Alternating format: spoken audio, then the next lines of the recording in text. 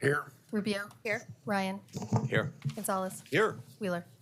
Thank you, Rebecca. And now we will hear from legal counsel on the rules of order and decorum. Thank you, Commissioner. Welcome to Portland City Council. To testify before council in person or virtually, you must sign up in advance on the council agenda at www.portland.gov/council/agenda. Information on engaging with council can be found on the council clerk's webpage. Individuals may testify for 3 minutes unless the presiding officer states otherwise. Your microphone will be muted when your time is over.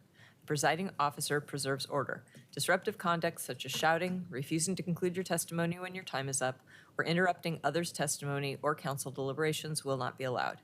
If you cause a disruption, a warning will be given. Further disruption will result in ejection from the meeting. Anyone who fails to leave once ejected is subject to arrest for trespass. Additionally, council may take a short recess and reconvene virtually. Your testimony today should address the matter being considered. When testifying, state your name for the record. Your address is not necessary. If you are a lobbyist, identify the organization you represent. Virtual identifiers should unmute themselves when the council clerk calls their name. Thank you. Thank you. We'll now move on to communications. The first item is item 827. Rebecca, let's hear from the first individual, please. Request of Robert Butler to address council regarding filtration. Is he online or in person? He is not Okay. here, looks like.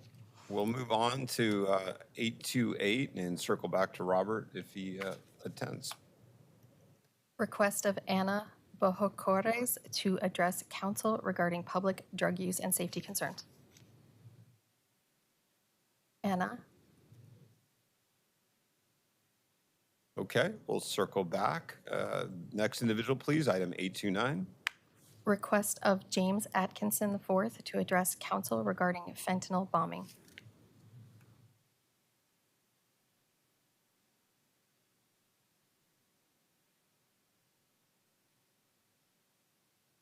Welcome, Mr. Atkinson. When you're ready, you have 3 minutes. Thank you, Mr. Gonzalez. Thank you, City Council, for having me. I appreciate your time. I wanted to briefly discuss the events of that night. And when you see the explanation, it was very short. I can understand the wording is confusing. What happened that night is I was taking care of a woman on Pine Street, a woman that I met, and I apologize. I'm just trying to make sure I understand everything that happened that night because it was a couple of months ago. But essentially, I would be outside the premises talking with people and such. And that particular night, I had come home and there was a lot of screaming, and it wasn't necessarily anything out of the ordinary for that, as far as what occurs on a daily basis in that portion of town, just because there's places where tourists come. So I wasn't fully aware of what was occurring. But then a lot of things started happening as far as people were coughing and getting sick. And when I say the word bombing, that's the wrong term. There's really another way to put it. Since I've been running for the honor of being the mayor, I have seen some activity as far as fentanyl being able to be put into a pill or put into other apparatuses. And I don't know if any particular individual has done this. However, it concerned me greatly because that night people were starting to scratch, and I started to scratch, and we couldn't figure out where it was coming from. And it could possibly be in another form. It got extremely cold, extremely windy, and people were falling over, and I was falling over, and I couldn't breathe. And so I had on several layers of clothing, and this was in midsummer, and we could not figure out why it was so cold. And I had no choice but to put on a blanket because I was going to the bank. I found a blanket, and I walked with it. It was a very heavy blanket. It was doused in something. And I put it on, and I kind of laid down because I was so cold. I didn't feel like I was going to freeze to death. I think what happens is when fentanyl hits your skin gets colder. And that's why I said what I said in returns of the bombing. I don't know who it was. I don't have any tangible proof. But I do want to say that fentanyl is an issue, and it needs to be addressed with Portland. Thank you for your time. God bless you. Commissioner Maps? Mr. Atkins, thank you so much for your testimony today. I am sorry for what happened to you, but I am glad you brought up the topic of fentanyl. I'll tell you, I've been on council for about 4 years, and in my 40, if not 50 years of knowing Portland, I don't think I've seen any intervention in our city have a quicker and deeper negative effect on our city than fentanyl. I also want to point out there's some good news in this space, which I haven't seen commented on. I was just looking at the Multnomah County's fentanyl dashboard, and if you check that out, you'll see that our fentanyl deaths and our fentanyl overdoses and our hospital visits related to fentanyl are down about 40% compared to the same time last year. Frankly, this appears to be part of a larger trend that we're seeing in some regions across the country. I'll put that out there as a ray of hope. Really glad to see this happen. I know this is a product of the cooperation of many law enforcement agencies at the state, local, and federal level, indeed probably some international governments too. So while fentanyl, I think, continues to be our largest problem as a city, I do see some hope on the horizon. And I'm awfully glad about that. At the same time, I'm awfully concerned and horrified by the incident that you appear to have lived through. Thank you for those kind words. I appreciate it. Sure. Thank you, Mr. Atkinson. Next individual, please, item 830. Request of Angie Toops to address council regarding concrete blocks on road for homeless camps. Angie? Okay, next individual, please, item 831. Request of James Lee to address council regarding our musical future. Welcome, Mr. Lee. You'll have 3 minutes when you're ready. Thank you, Commissioner Gonzalez.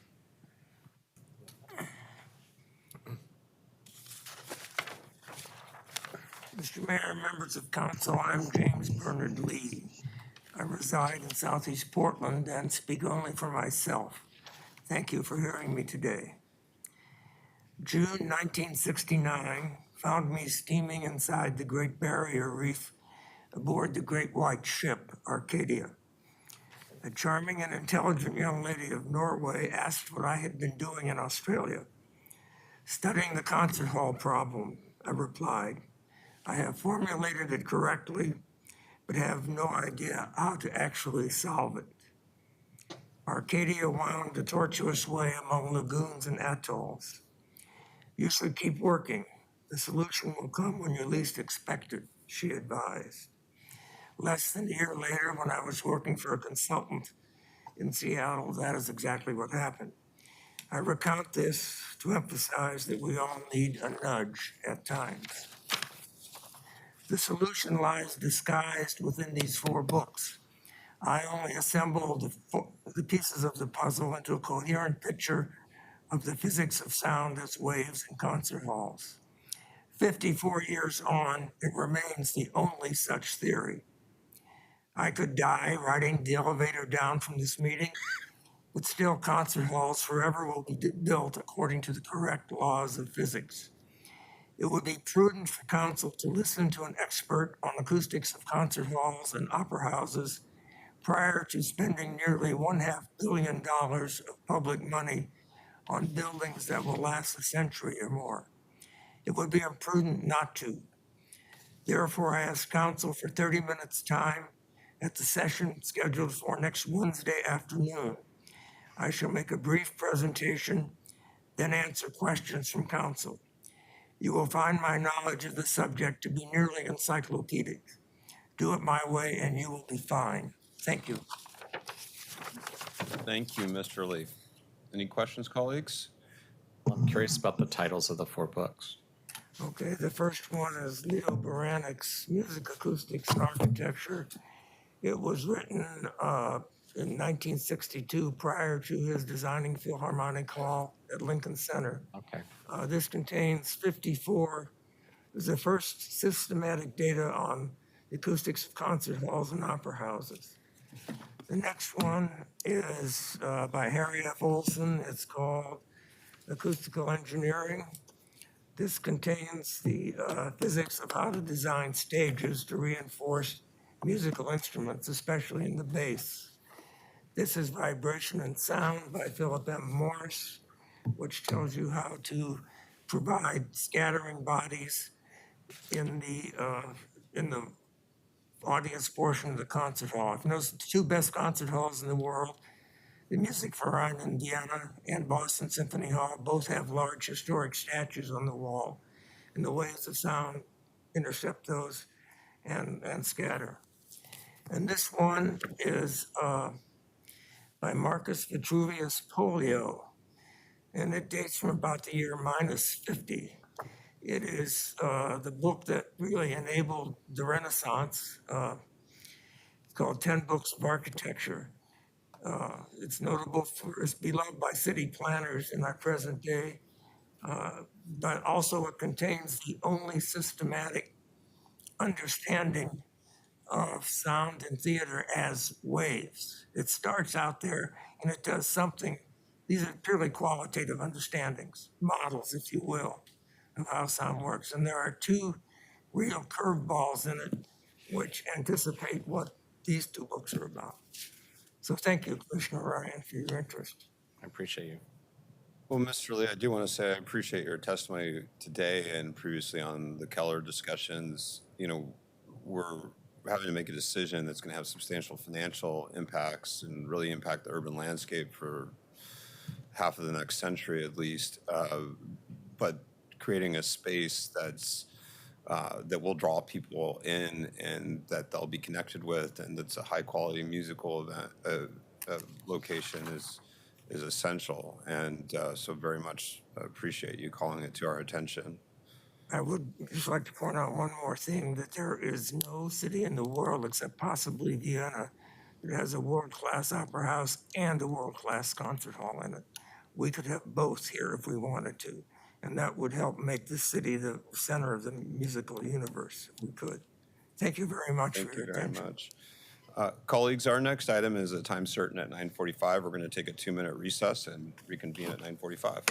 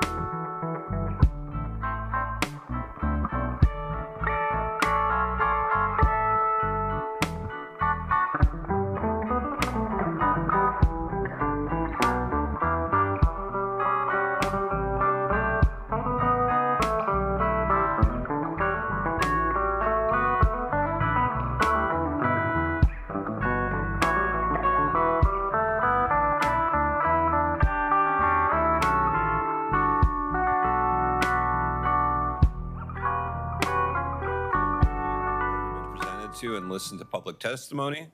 I move that council deny the appeal, uphold the decision of the hearing office. Hold on. Read the item. Oh, go ahead and read it first, please. Item 832, consider appeal by Music Portland against the hearings officer's decision to approve with conditions a conditional use and adjustment review for a new concert venue in the Central East Side. Okay, I'll reiterate, this is a second reading. We've already been presented to and listened to public testimony. I move that the council deny the appeal, uphold the decision of the hearings officer, and adopt the findings. Do I have a second on the motion? Yes, second. The motion has been moved and seconded. Rebecca, please call the roll on the motion. Maps, Aye. Rubio, As I shared, I appreciate the testimony we heard from and concern from folks in our local music industry, which were much broader than the decision before us today. I haven't seen or heard anything in the record that suggests to me that the hearings officer erred in their decision. As such, I vote aye. Ryan? Yeah, this is a land use decision between Prosper Portland and the developers and builders. Due process has been done.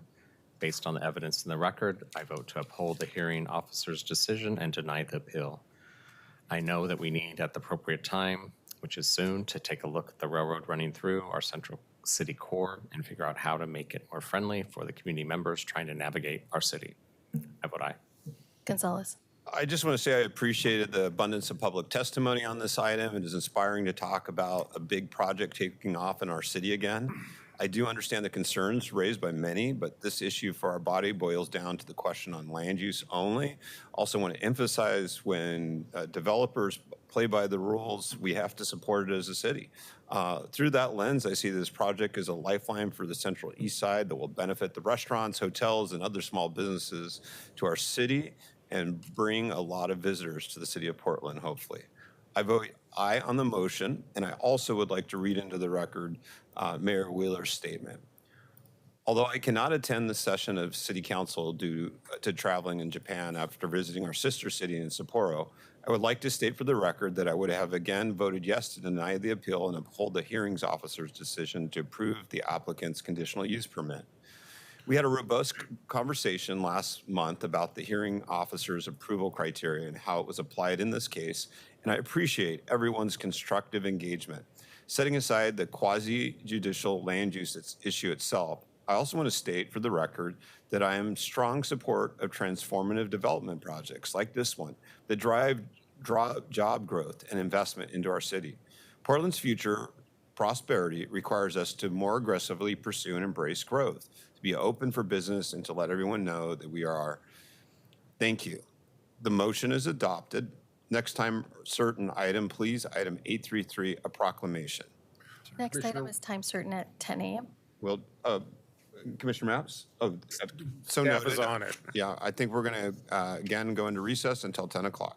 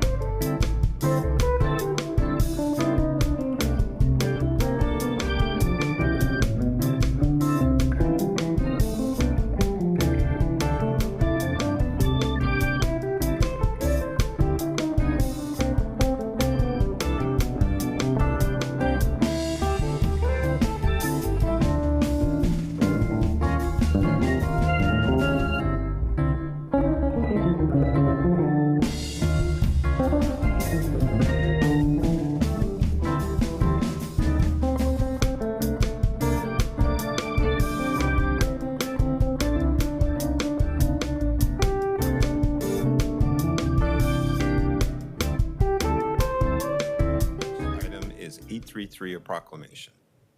Proclaim October 2024 to be Filipino American History Month. Good morning, and I'm extremely honored and proud to bring this proclamation to Council today. Filipino American History Month commemorates the history of this vibrant community with the first recorded presence of Filipinos in the continental U.S. occurring on October 18, 1587, when Luzones Indios came ashore from the Spanish ship Nuestra Señora de Esperanza and landed on what is now Morro Bay, California. This month is a time to celebrate and honor the tremendous economic, cultural, and historic contributions of Filipinos in the U.S., and also a time to reflect on the tragic history of oppression of indigenous peoples from the Philippines in the U.S. This is especially important at a time when hate crimes towards Asian and Pacific Islander people, including Filipinos, are on the rise in the U.S. So today, through this proclamation, we are proving that love, education, and connection always triumph over ignorance and isolation. And there's no better way than to do this than by honoring the experience of our leaders in our community. And we have the distinguished and honored guest list of speakers who will speak to the legacy of this incredible, resilient, joyful, and accomplished community. Now, I will turn it over to our presenters and invite them up. Jamie Lim, Chrismin Inocentes Bell, Fel Preliguera, Christian Anisiete, and Richard Uvienko, and Celia Ferrer. Please join us. Welcome. Thank you.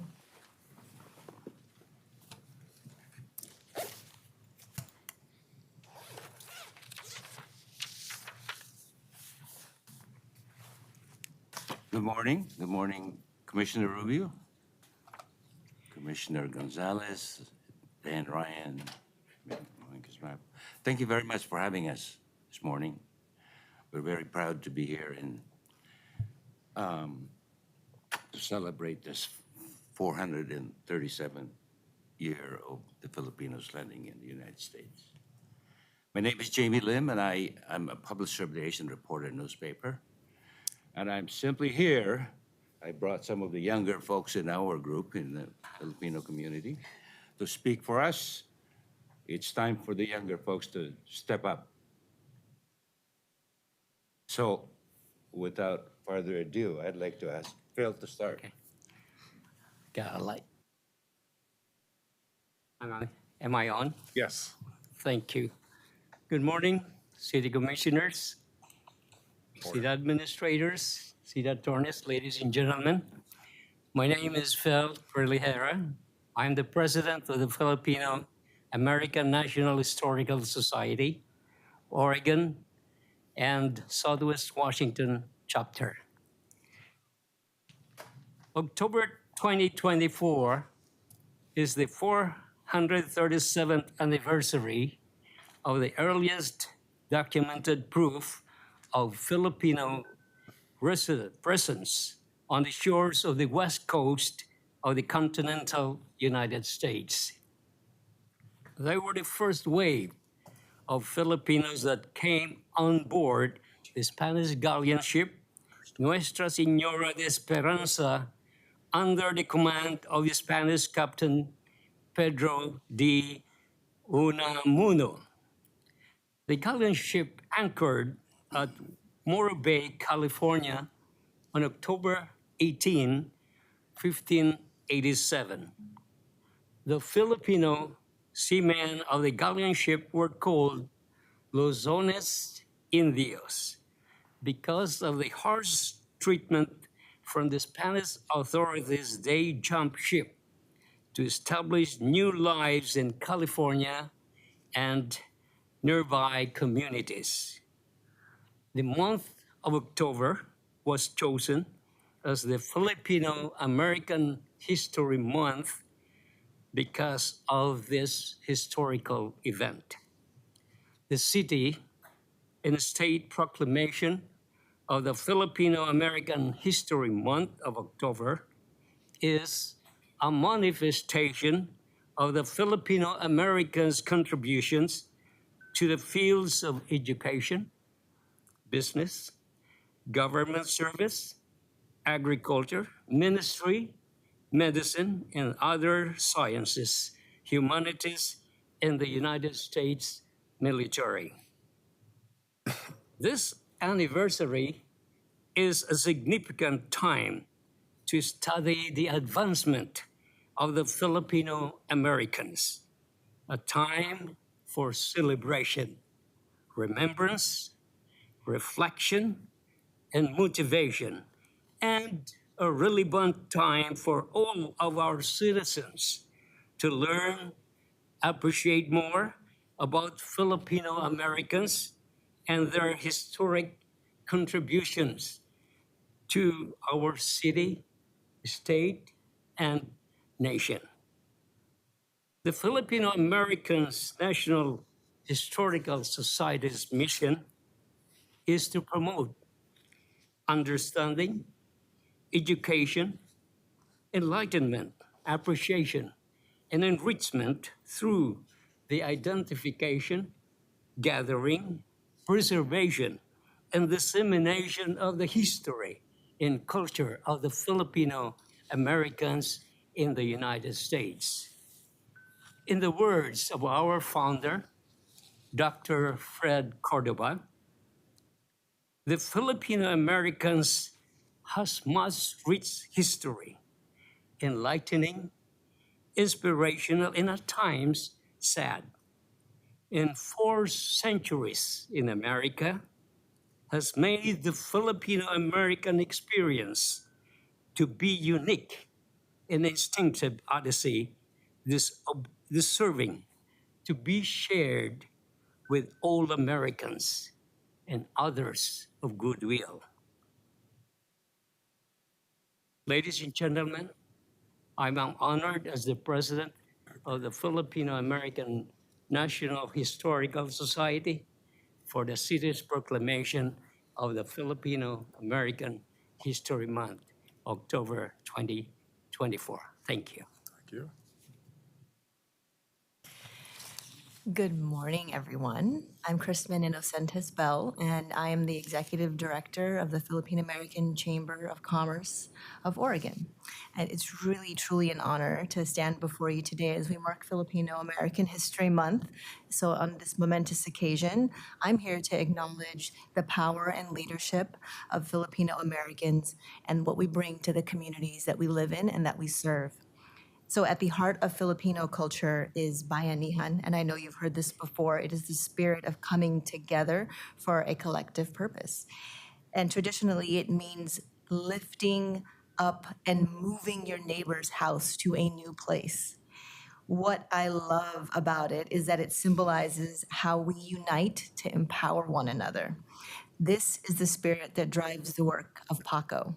As we support Filipino and other underrepresented entrepreneurs, foster economic development, and create opportunities for leadership and growth, our work is about ensuring that our communities are not just resilient, but powerful, with a say in shaping the economic and social future of Oregon. And as Filipinos, we've come a long way in our journey, pushing boundaries and leading movements for change in this country. Leaders like Larry Leong shaped the farm workers' rights movement, and Filipino doctors and nurses have been essential in healthcare advocacy, especially during and coming out of the pandemic. And here in Oregon, Mr. Jamie Lim has elevated the voices of Filipinos, building platforms for advocacy and for power. And today I stand in my power alongside you, alongside all of you, ready to continue this legacy and this journey together. As a Filipina American and the proud daughter of a U.S. Navy serviceman and a factory worker, I have always been inspired by our community's ability to find deep strength, to sacrifice, and to survive, and build together so that we can experience joy. PACO's work continues that mission by creating access and opportunities for us to thrive, both as individuals and as a community. And so I want to invite us to stand together in our power to grow it, to amplify it, not just for ourselves, but for the generations to come, because I know together we are unstoppable. I guess that leaves it to me. Yes, wow, I should have printed a speech. That was amazing. To our esteemed commissioners, our city administrator, our city attorney, all the community leaders who I'm so happy to see behind me. Good morning. I'm Celia Ferrer. My pronouns are she, her, sha. Sha is a gender-neutral pronoun from the Philippines, where I'm from, where I grew up. I'm a first-generation American, and it's so great to hear the speeches. I'm gonna go rogue this morning. I'm just gonna speak from the heart, and where I'm from is that I'm so grateful for the city of Portland to honor Filipino American Month in recognition of the many members of our community that hold that identity. I think it's important to highlight our differences and the diversity that we offer in order to build a community that truly is sustainable and thriving and that serves all of us, many of us. I think I come here really with the message that my journey here, was that of love. I came here because, I met somebody who is from here, and I had to leave a career that I loved to be in a new place, and that comes with it an immigrant story. I identify as a single mother, as a first generation American, an immigrant, and that comes with a whole lot of beauty and challenges. And as I look back on the history that Phil had shared, while it's true that we hold value with certain identities in our community that offer productivity, we always highlight the doctors, the caregivers, the nurses. Truly, the value is by existing. It is offering something that is different and unique and being able to celebrate that diversity in the hopes of creating a more equitable community for all of us. In my work at the Oregon Food Bank, I'm an associate director for Oregon Food Bank. I'm also a board member for Filipino Americans for Good Governance. In my work, equity is so important because we highlight typically marginalized members of our community. And for Oregon Food Bank, our equity constituencies include single mothers and caregivers, immigrants and refugees, transgender nonconforming folks, and also the last one would be BIPOC folks. And it's important to highlight how all of these identities offer value just by existing and also by knowing the struggles that come with their identities in order to bring solutions that could hopefully make a community thrive. So I come here with so much gratefulness in my heart for honoring the Filipino American identity, hoping that we could co-create and build a stronger community together. Thank you.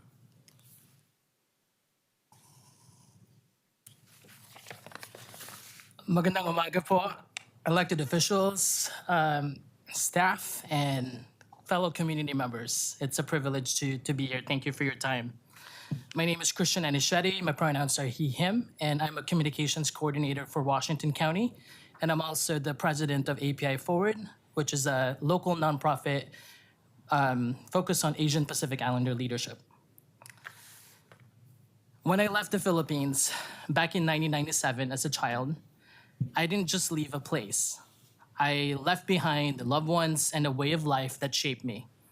Coming to America, I struggled to find my place, but I've learned that no matter where we are or where we go, our roots run deep. They ground us, shape us, and remind us of who we are. As Philippine national hero Dr. Jose Rizal once said, "Ang hindi marunong lumingon sa pinangalingan ay hindi makakarating sa paroroonan." He who does not know how to look back at where he came from will never get to his destination. His words remind me that our past doesn't hold us back. It pushes us forward. Today, Filipino Americans are one of the fastest growing Asian Pacific Islander groups in the US. In fact, in Oregon, over 47,000 Filipinos call the state home. In Portland, we don't just belong, we help build it, shape it, and bring it to life.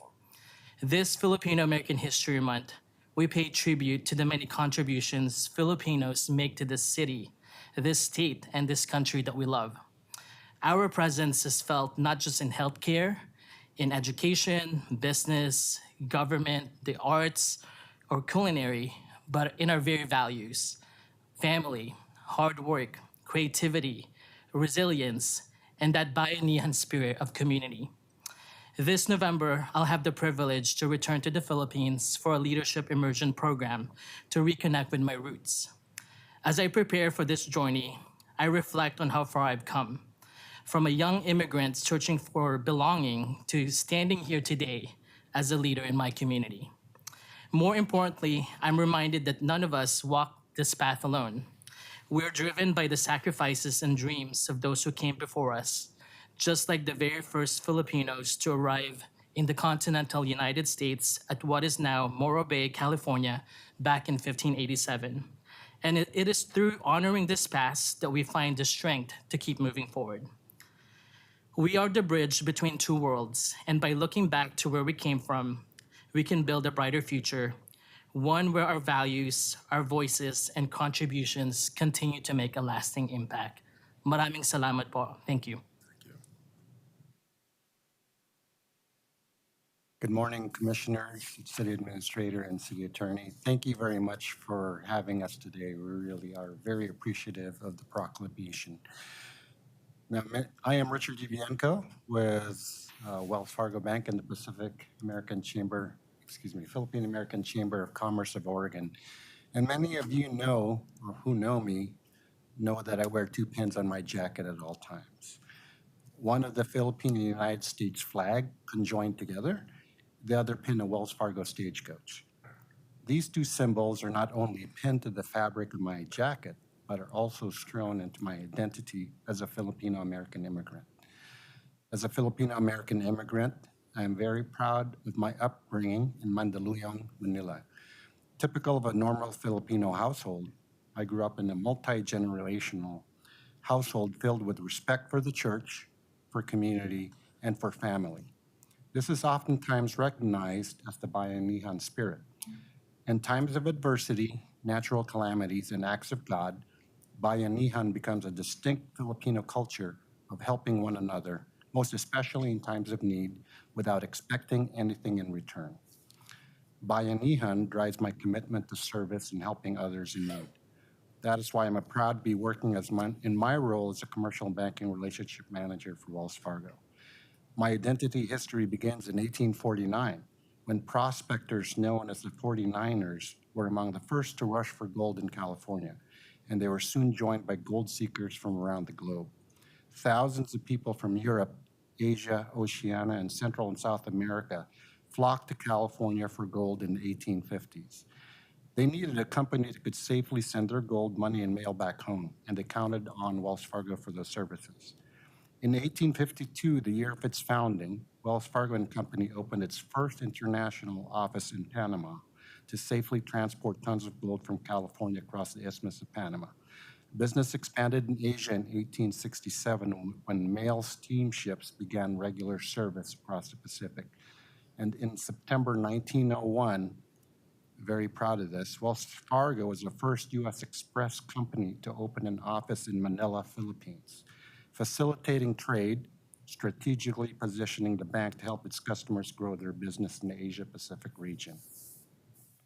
Today, Wells Fargo employs nearly 12,000 Pinoys at our Manila campus, which has been recognized as a best-in-class infrastructure with 1.3 million square feet of space and an ecosystem comprising of office, fitness center, and cafeteria. Our Philippine operations form the core of Wells Fargo's global delivery strategy, providing technology and analytics capabilities, supporting most of the lines of business across the enterprise, and enabling the bank to leverage distinct advantages of doing business in a global environment. At Wells Fargo, we are focused on uplifting Filipino voices, not only in October during Filipino American History Month, but always. There is no better way to celebrate the significant historical and cultural contributions of the Filipino community than by creating a supportive and inclusive environment where everyone has a voice. I'm proud to say that I am one of many Filipino-American employees afforded the time and capacity to serve my community in the aforementioned Bayanihan spirit. and I do so proudly as active board member of the Philippine American Chamber of Commerce of Oregon. Thank you. Good morning, everyone.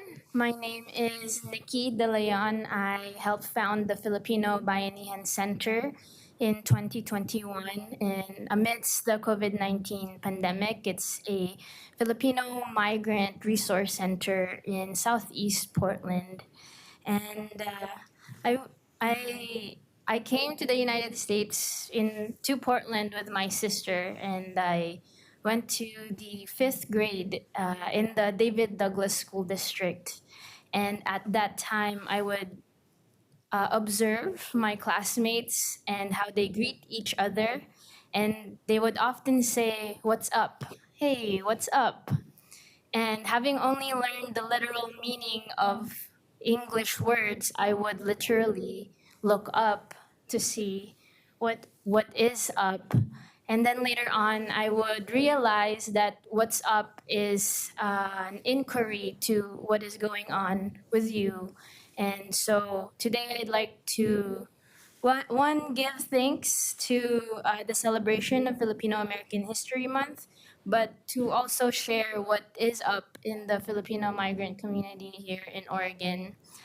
This is a time not only to reflect on our community's rich history, but also to amplify our collective voices in the continued struggle that Filipino migrants often have for equity and justice in this city. The story of Filipino Americans is one of resilience, unity building, and collective organizing. We definitely honor the legacy of Filipino labor leaders like Carlos Bulusan, who spoke out against the exploitation of Filipino workers, Filipino farmers, and highlighted the harsh realities of inequality. His words remind us that our struggle for dignity and justice is not only a chapter in our history, but an ongoing mission that a lot of us here in the community are aiming to continue. The Filipino American history is filled with victories that we are definitely proud of, that we often want to share, but at the same time, it is also filled with stories of struggle. And at the Filipino Bayanihan Center, we serve over 5,000 Filipino migrants and Filipino Americans annually that contribute to society, some often even working 2 jobs, but still struggle with housing and food insecurity.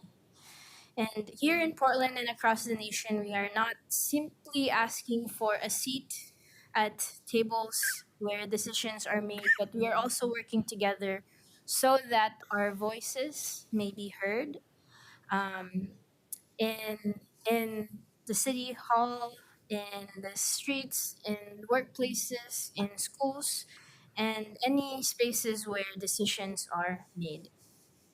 Too often, Filipinos in other marginalized communities are present but not heard. And so today, I would like to thank the City of Portland for providing us this space to be heard and to share the stories of our community. It helps us ensure that our voices are not just included but amplified, especially where our community has historically been silenced. And so, as we celebrate this month, let us recognize that this proclamation is just the beginning, and we are committed to continue creating these spaces with you all, and we ask that you also continue to commit to create these spaces for us as we invite you to join us in our Bayanihan spirit and join us in our collective action to ensure that the Filipino community does not stay at the margins and that we have in our history not just the stories of existing in society here in the United States, but also the story of Filipinos thriving alongside you. Thank you.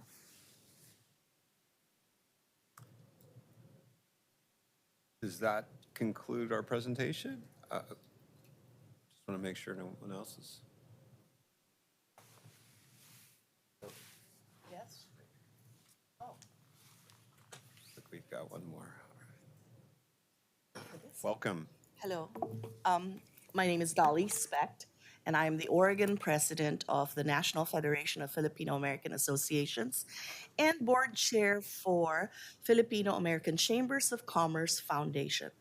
So I've served my time on a lot of the local organizations, and I now serve on a national level. But I'm here, thank you so much. This is the nth year that I've come here for you to recognize our History Month. And I'm sure you've been told that for us, there's a difference between history and heritage. So I'm gonna keep it short. I just wanna give each of you a copy because you're a new term of people and I don't know if you have. This is Filipinos in the Willamette Valley, which I co-wrote. And it is a historical account of the migration of Filipinos into the state of Oregon. Thank you. That's it for me. Thank you. That should do it. Any other, that concludes presentations? Yes. Colleagues, I'll turn it over first to Commissioner Mapps. Thank you. Let me start out by thanking our guests for today's presentation.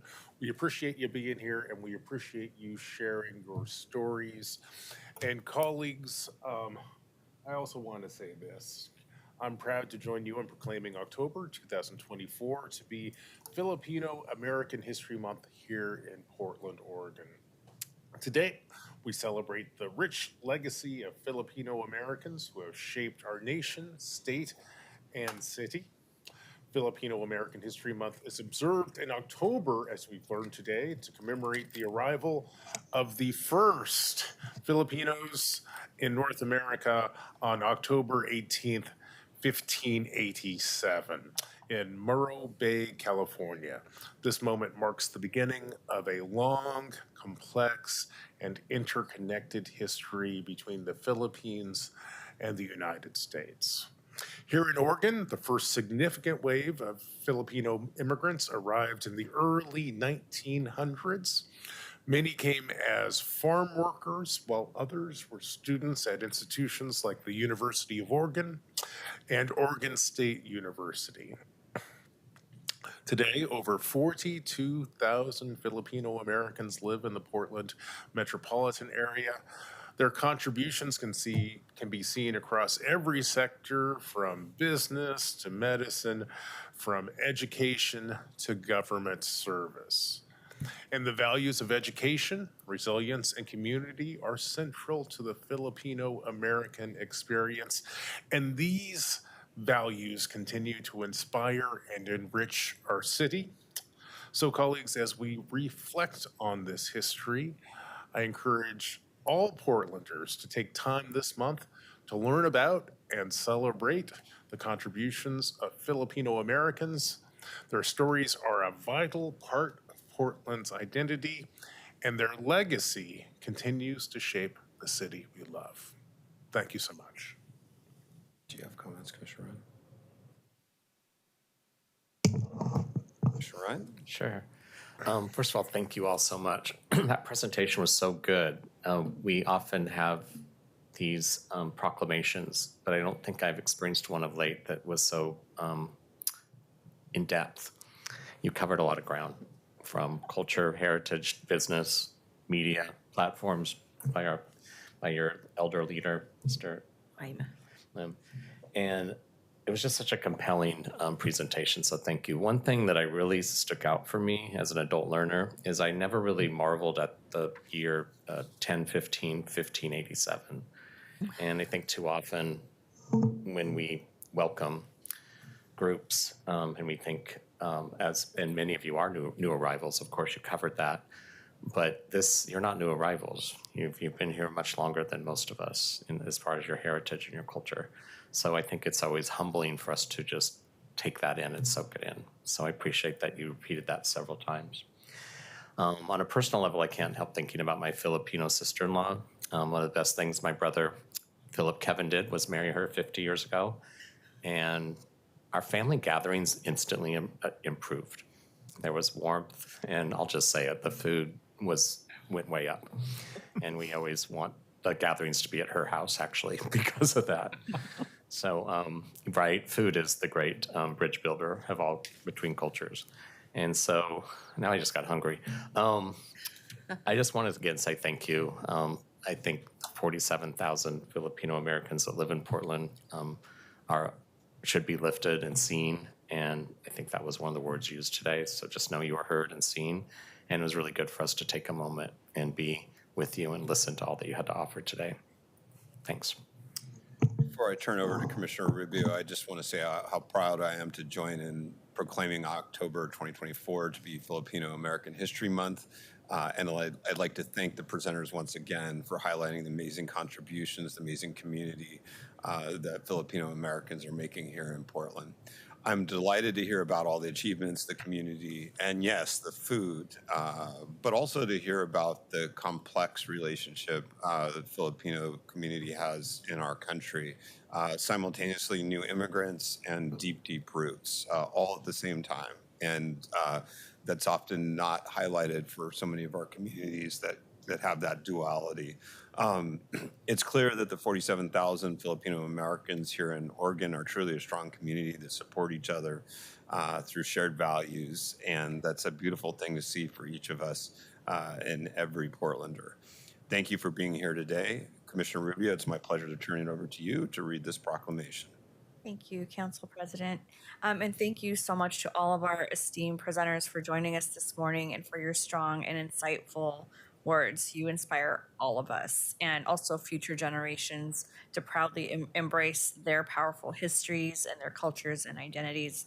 The political and economic and cultural influence of the Filipino community cannot be understated in our community, and it has shaped every single corner of our state and has made our community and our country stronger.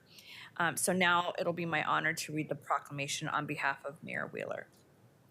Whereas October 2024 is the 437th anniversary of the earliest documented proof of Filipino presence on the shores of the West Coast of the continental United States, and whereas the citizens of Oregon should be informed of the positive impact Filipino Americans have had on our communities, and whereas in Oregon, thousands of Filipino Americans have made contributions to the field of teaching, business, government service, agriculture, ministry, medicine, and other sciences, humanities, and the United States Armed Forces, and whereas it is imperative for Filipino American youth to have positive role models and instill in them the importance of education complemented with the richness of their ethnicity and values of their legacy. And whereas efforts must continue to promote the study of Filipino American history and culture, because the role of Filipino Americans and those of other people who have been overlooked in the writing, teaching, and learning of the United States history. And whereas the anniversary is a significant time to study the advancement of Filipino Americans, a time of celebration, remembrance, reflection, and motivation, and a relevant time for all of our citizens to learn and appreciate more about Filipino Americans and their historic contributions to our nation and to Oregon. Now, therefore, I, Ted Wheeler, Mayor of the City of Portland, Oregon, the City of Roses, do hereby proclaim October 2024 to be Filipino American History Month in Portland, and encourage all citizens to join in recognition of the positive impact Filipino Americans have had on our community. Congratulations. Thank you very much.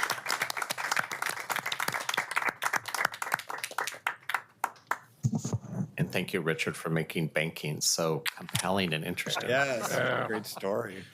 Thank you. Is it possible to have a photo op? We can do one again. We'll take a 1-minute recess here.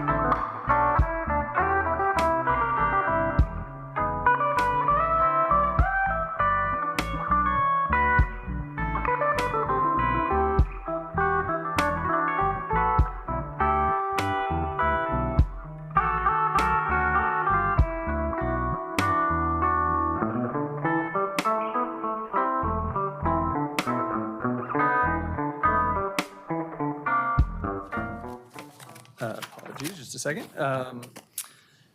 Make sure I get the right item here. Thank you. If you don't mind introducing yourselves. Yes, sir, will do. Jonas Beery, the Deputy City Administrator of Budget and Finance and the city's Chief Financial Officer. Council, this legislation is the formal action to authorize the long-term bonds that have been included in the fiscal year 24-25 adopted budget for the city's sewer utility.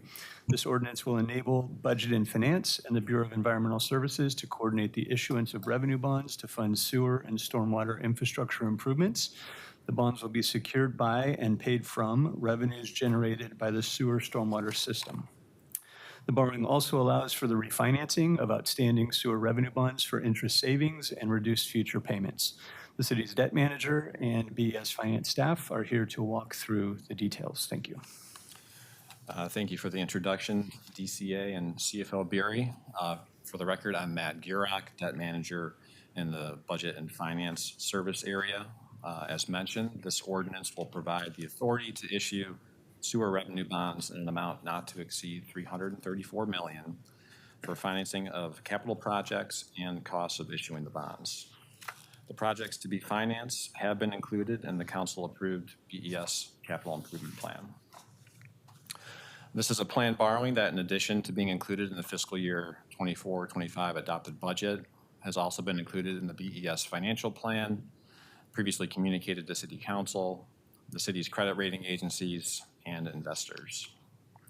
The bonds are expected to be issued with a 30-year term, consistent with other municipal utilities around the country. For the issuance, total sewer system debt will be approximately $1.8 billion, which is roughly 4 times fiscal year 24 charges for service. This debt to revenue ratio is within the range of highly rated municipal utilities and the stronger end of the AA rating category. And for reference, the sewer system's second lien bonds are rated AA2 and AA by Moody's Ratings and S&P Global Ratings, respectively. This ordinance also allows for the city to refinance any outstanding bonds for savings. The Series 2014 bonds are outstanding in the amount of $147 million with an interest rate of around 4%. Based on recent market conditions, the city could refinance these bonds at an interest rate of a little over 3% and produce savings of around $9 million. The actual savings results will depend on interest rates at the time of the bond sale. The bonds are expected to be sold in a into the public bond market in early December via a negotiated bond sale. Over the next several weeks, the financing team will draft an official statement of the city to market the securities and then subsequently sell the bonds. I will now hand it over to Public Works DCA Donna Powell for any additional comments.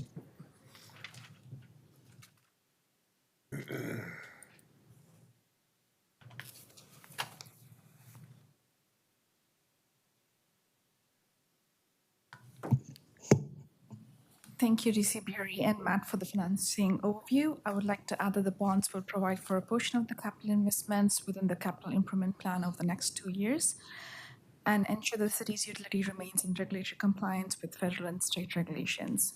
And perhaps more importantly, with the issuance of the bonds, BES can successfully continue its mission of protecting public health and restoring and protecting Portland's rivers, streams, and watersheds.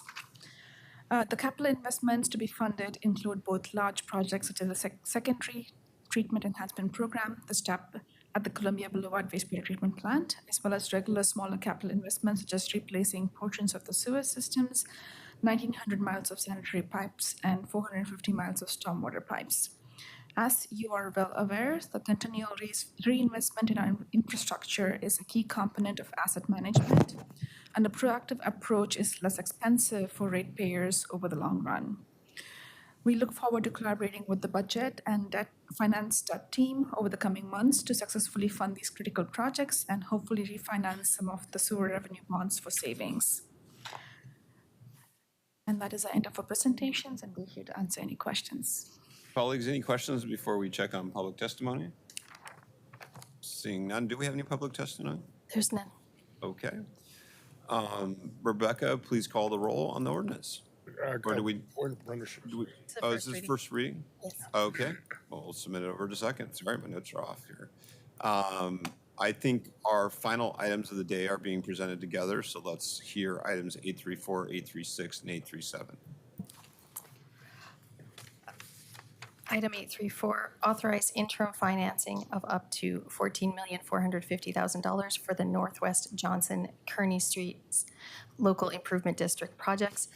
Item 836, declare intent to initiate formation proceedings to construct street, sidewalk, stormwater, sanitary sewer, and water main improvements in the Northwest Park Ave Local Improvement District in conjunction with the segregation of pending local improvement district liens.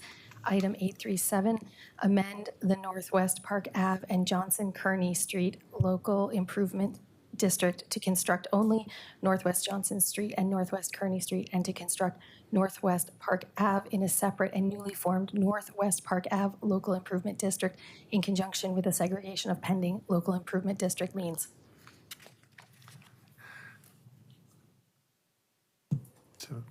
Welcome. All right, thank you. Good morning, Council. For the record, I'm Priya Dhanapal, DCA for Public Works. And before you today are three separate items, all involving the former post office blocks, what we now reference as the Broadway corridor. So item number 837 amends the local improvement district as a prerequisite to beginning construction of the project. We are pleased to be at 100% design for the first phase of construction. And North Park Avenue, Northwest Johnson Street, and Northwest Kearney Street are currently combined into a single LID. This ordinance will bifurcate the LID so that the Northwest Johnson Street and Northwest Kearney Street are built in the first phase under its own LID. Item number 836 will initiate the creation of a new LID for Northwest Park Avenue in a second construction phase. While these actions are largely administrative in nature and do not materially change financial commitments previously authorized by this council, I do want to acknowledge the importance of LID financing for the Broadway corridor. I also want to highlight that the Portland Housing Bureau recently selected Home Forward to develop what we anticipate will be the first building in the new neighborhood. Their project will deliver 230 units of affordable housing and leverage $60 million in Metro Bond, tax incremental financing, and operational support. The development of streets and utility infrastructure that will be funded by the LID financing helps unlock all of this development potential. And finally, item number 834 authorizes financing up to $14.45 million for construction of the first LID. I will now turn it over to DCA Bury for quick introductory comments on the financing element of this package. Great, thank you, DCA Dhanapal. For the record, Deputy City Administrator of Budget and Finance, Jonas Beery, also the city's Chief Financial Officer. I'd like to just recognize that the ordinance package is the outcome of strong collaboration by the planning, project management, and finance staff at multiple city bureaus and at Prosper Portland. The financing team has worked diligently to identify a feasible funding plan and to subsequently secure the resources that will continue this redevelopment moving forward. Also pleased to acknowledge that Prosper Portland was able to secure an additional $6 million in state infrastructure funding to support the infrastructure construction, allowing the project to absorb anticipated cost increases over the first two phases of construction. The final piece of the funding strategy for the street and utility improvements is the Local Improvement District Interim Financing Authorization, item 834 today, which will also be discussed in the presentation, and I'll now turn it over to staff to walk through the items. Thank you. Andrew Abbey, Local Improvement District Administrator. Appreciate the introduction by our Deputy City Administrators. We have our debt manager with us, and we also have Sarah Harpole from Prosper Portland, and Brian Poole, who is the project manager for the LID. I'm going to endeavor to be brief this morning. I ran 7 minutes over last week, so I'm going to try to give you 7 minutes back of your time. Let me start off by just saying that it is not unusual to amend local improvement districts. We've done it many times before. But let me tell you what this package doesn't do. It doesn't change the center line feet of street improvements that we have planned for the Broadway corridor. It does not increase the overall amount of the LID. And it also does not change the project timeline, nor does it change the timeline for final assessment of the LID. So as was introduced by your Deputy City Administrators, this is really a housekeeping and technical adjustments measure. So right now where we're at is we've completed a big design milestone and we're ready to head into the first phase of construction. And within the umbrella of LID code, it is best practice to have all of these technical adjustments made before we issue the notice to proceed to the eventual contractor. Since the LID was formed, we've had a marked change in our interest rate environment. And the bifurcation of the local improvement district is necessary because whereas we normally use the LID fund for all LIDs, we are going to have two separate LIDs. The Johnson Kearney LID uses a separate interim credit facility and the Park Avenue LID using the LID fund. We're also incorporating the additional funding that DCA Donna Paul just mentioned, and we're also incorporating utility undergrounding into the scope of the LID. It doesn't make sense to build all these new streets and not put in the utility undergrounding and then have all the streets ripped up a short time later to put in the new PGE assets. So that is incorporated into the LID as amended. And then finally, and arguably equally as important, I recently completed a major LID about 18 blocks away to the west, Labtown neighborhood of Northwest Portland. It was a very successful LID. It was similar to this one in the regard that we had one property owner when we started the LID, and then the property started selling off to different property owners as the neighborhood got developed. So when we formed this particular LID, we just had two property owners in the LID. What has happened since the LID formation is that the area has been replatted. And so one of my lessons learned from the successful LID to the west is to provide certainty to future development. So right now, if you look at the pending lien amounts, as high as $10.6 million for a single property. With this bifurcation, it'll be as low as $700,000 for a single property. So the other big benefit of bifurcating the LID is as new development moves in, there's a lot more certainty in terms of the amounts reflected on the pending liens. So I think with that, we can go ahead and advance to the first slide in our presentation. So I think this has been recapped pretty well. Think I need to run through it again. Our debt manager will address item number 3 here, the $14 million in interim financing in a moment. If we can just go to the next slide. This slide shows the existing Park Avenue Johnson Kearney LID that would be amended to only build Johnson and Kearney. If you look at those shaded pink areas on the map, you can see that it includes Johnson Street and Kearney Street. It no longer includes Park Avenue street improvements. It does have a little area of shading where we do some utility undergrounding along Northwest 9th Avenue.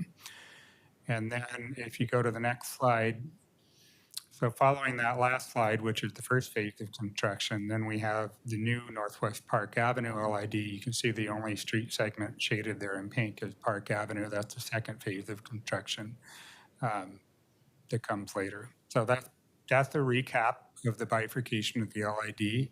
I'm happy to answer any questions you might have on the mechanics of the LID. If not, I'm happy to turn it over to our debt manager before I come back for some final comments on the LID. I'm going to have a follow-up question in conclusion, but just to be crystal clear, 836 is a resolution, correct? Correct. Okay. Whereas 834 and 837 are ordinances. Correct. Okay. Just want to clarify that for my colleagues. Any questions at this point? Or okay, let's head on to the next. Go ahead, Commissioner. Yeah. Hello. Good to have you here. I just have a couple of questions. Every time we do these LIDs, I just want to be crystal clear about the financing. And I think I was tracking what you said. The rationale and doing this work now made complete sense. Then you explained what you learned from the development west of this site. And if I was following you right, it's that it started off with just the developer, and then there's more people now involved, more entities involved. So could you explain that further? So are they being invoiced now as a part of the LIDs? No, we're don't think nowhere, that's what you nowhere meant. near the final. Thank you, Commissioner Ryan. Great question. No, we're nowhere near the invoicing phase right now. We have to build everything before we do that. And I want to be careful of drawing too many parallels because Broadway Corridor is definitely a different development scenario than Flabtown to the west. I guess to put a final point on it, and this is really boring, but these are kind of the technical details that we had to work through with Flabtown is there was changes in property ownership. We haven't had that occur yet in Broadway Corridor, but as I mentioned, we had the replatting, and I just spent a lot of time. It was very collaborative, but I just spent a lot of time talking to attorneys of developers. And what would happen is they would run the title report on the property, and they would say, "Oh, we're seeing the $11 million LID lien here. Are we really in it for $11 million?" And then what I'd say is, "No, you just have one block of multiple blocks." And it was kind of like being in a position of, trust me, I'm from the government. It's not really going to cost you $11 million, but the pending lien record says $11 million, right? So there's kind of all this back and forth about what the real number will be.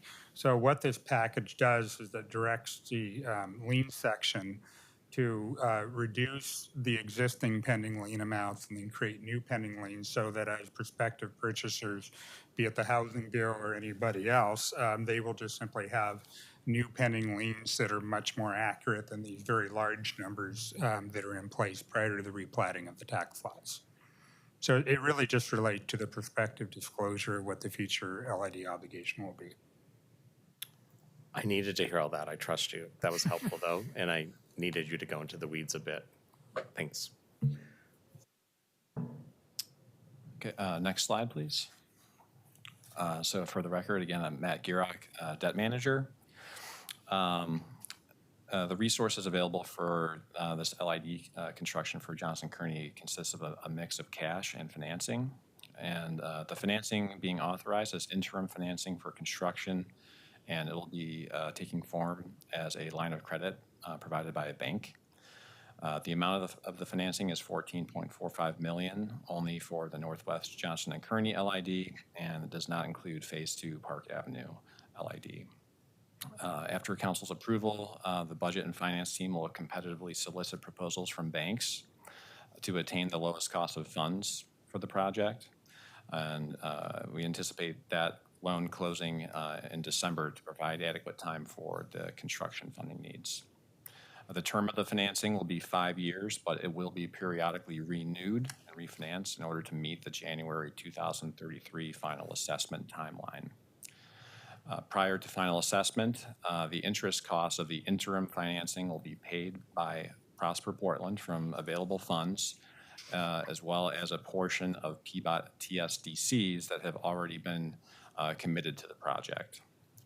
After final assessment, the city will issue long-term bonds for any unpaid assessments that will be financed by property owners.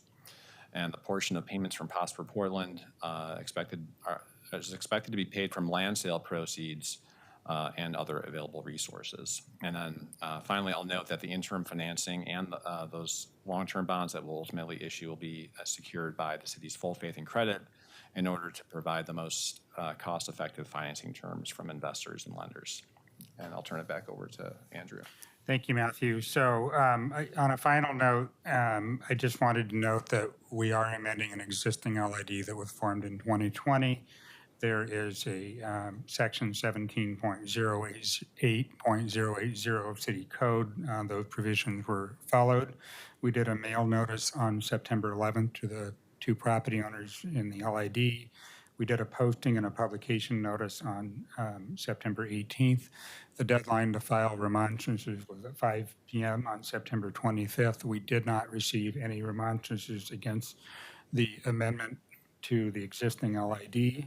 The request of council this morning is to approve agenda item number 836. That is the resolution that is before us. So the request of council is to approve agenda item number 836. And since this is a package, items 834 and 837 would be moved to a second reading on November 20th, at which time, as LID administrator, I would bring back an LID formation ordinance for Northwest Park Avenue. So that concludes my portion of the presentation this morning. I'm happy to answer any questions that council may have. So just to clarify, so it is your intent and desire to vote on 836 today, or would you like to carry that over in conjunction with 834 and 837? We should vote on 836 today because I can't bring an ordinance back on November 20th without the approval of that resolution this morning. Okay, got it. Colleagues, any questions or comments? Commissioner Ryan? Thanks, Andrew. As you know, I'm always curious about LIDs. When I came onto council, I had no idea that this was such a consistent revenue stream to do infrastructure building. And, just when you understand TIF and you understand that also Portlanders are at their wits' end with how much it costs to live here and to do business here. So I just have to always ask these questions so I understand who will eventually be invoiced. So I think that's what I was trying to get at. I know that we're putting some low-income housing there. I assume we're also doing some market rate housing eventually in the area. So in the future, will say a condo owner be getting the invoice for this LID? Or is that me running wild with the little bit of information I have here? That is a great question, Commissioner Ryan. I think I should yield my chair to Sarah Harpole and bring her forward from Prosper Portland because she is uniquely qualified to answer that question. Thanks, Andrew. Hi, welcome to the hot seat. Good morning. My name is Sarah Harpole. I'm Senior Project Manager at Prosper Portland. The LID liens will carry with individual parcels. So as Andrew mentioned, we have moved from the 2 original tax lots that created the post office site to almost 11 different development parcels. And the LID liens or debt will carry with each of those individual parcels moving forward. So whether that is an affordable housing developer or a for-profit market rate developer, they will carry that expense as part of their construction costs moving forward. Okay, so it will be passed forward. Okay, and you could assume that they'd pass that on to those that would purchase the units. It would be carried as part of their capital costs rather than an operating expense over time, I believe. Okay. And this is part of the first reading, the discussion we're having right now. This is part of the first reading for agenda items 834 and 837. I get that we put them all together. I was a little bit thrown off. It was a by very that, but complicated package to put together. Made sense that you put it together. Any other questions or comments from my colleagues? Do we have any public testimony on these items? There's none. There's none? None. Okay. Mr. President, if I may, just a clarification.